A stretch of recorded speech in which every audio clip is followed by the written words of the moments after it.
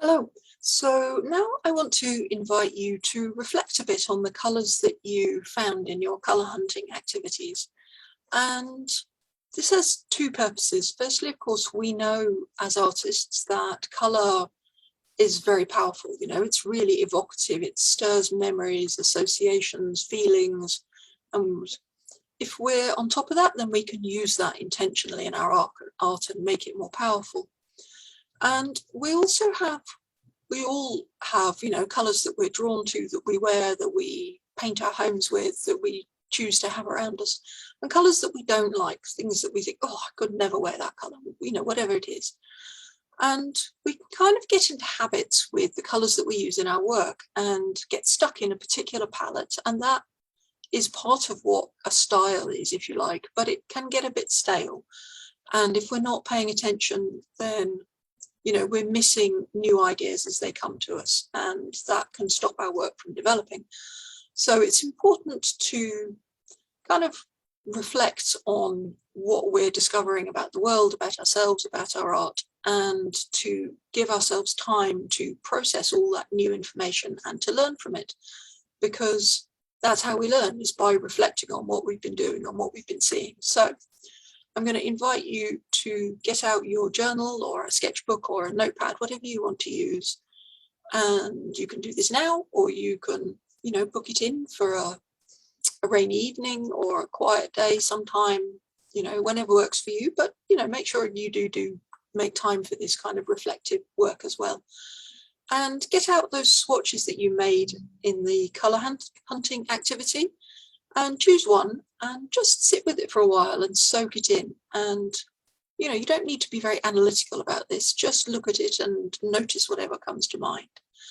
And then in your journal or wherever, make some notes. Think about, how does it make you feel to look at this? Is it exhilarating or energizing or happy or a bit nauseous or bored or kind of squirmy? Whatever it is, write it down. And think also about, or notice also, what it reminds you of, any associations you have with that colour. And just ask yourself, how do I feel about using this colour in my work? Is it exciting? Is it something that I think, oh, that would never work? You don't, just make a note, whatever it is that comes up for you. And then repeat that process for, say, in total, the 5 most important colours that you've got from your new palette. And by important, that could be the most frequent, the one that was most common in the landscape, or the one that was most characteristic. For example, the particular shade of blue that you see on church doors in Greece, that would be, if you were working on Greek landscapes, that might be a colour you would want to use. It could be the one that you liked the most. It could be the one that you hated the most. If you've got that really strong energy about something, it's worth paying attention to that, even if it's kind of makes you really angry or revolted. Those powerful responses are worth paying attention to. There's some guidance in there. So repeat that process. So you've got a good selection of notes on those colours, and then you can reflect on your reflections, and that's where the learning really kicks in. You can start to notice any patterns, any themes that are coming through in your palette of colours. Are there any shifts in your own perceptions or judgments? Any discoveries that you've made?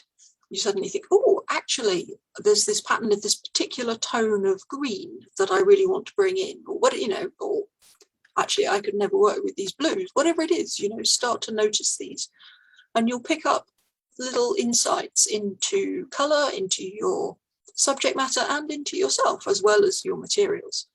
So have a go at that.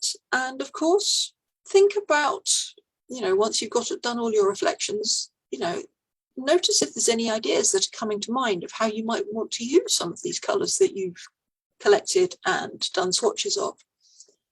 And do share perhaps one colour that you found and one thought you've had about it in the Get More Creative group. We always want to hear how you're getting on. And I look forward to seeing that. Take care. Bye for now.